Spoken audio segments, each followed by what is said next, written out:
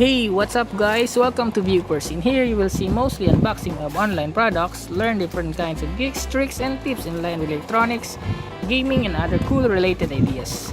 Today we're gonna unboxing this item, the masterd280. Ito ay isang mouse and keyboard sa isang package. As you can see, ganito na yung resulta niya kasi siguro sa shipment. And hopefully okay naman yung nasa loob. Naka-box naman siya. So let's open it up na. Yung seller pala nito, check nyo lang doon sa description box ko below. And hopefully you will subscribe to my channel. So here it is na guys. Ito yung mouse niya, which almost kapareho nung nasa market ngayon, mostly yung mga Chinese products there. Napakagaan. The next is the keyboard. Oops, medyo mainit yung sa loob, wala ka ng bakit. So yun guys, wala nang items na natira sa loob there. Go there. Then yun,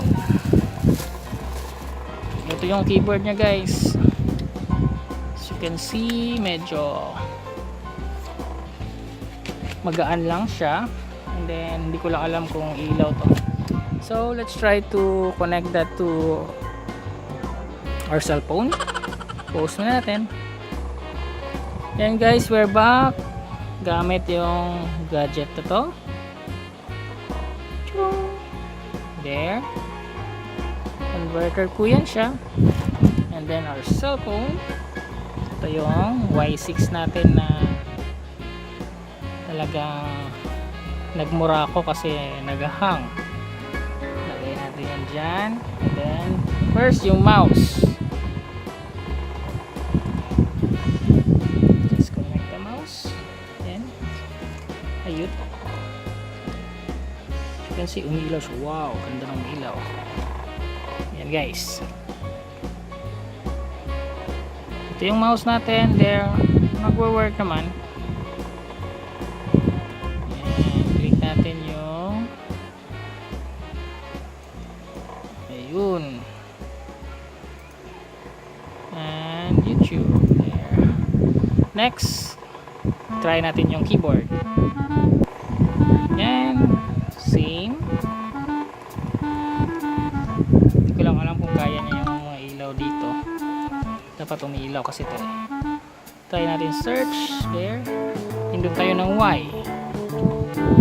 Ay, U pala yun. So ayan, try natin B first.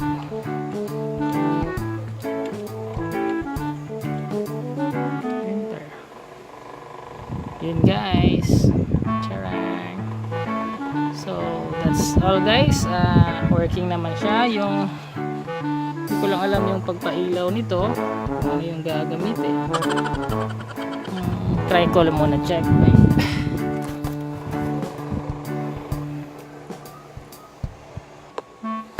Ayun, sabi dito, i-click lang daw itong scroll at mag-iilaw na. Yun, there, kita nyo naman siguro.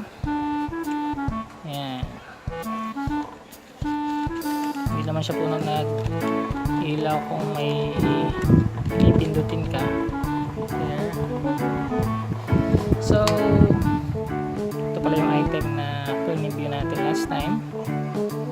So that's all for now guys. Thank you for watching. Hopefully to see you soon, and don't forget to subscribe. Viewers, bye bye.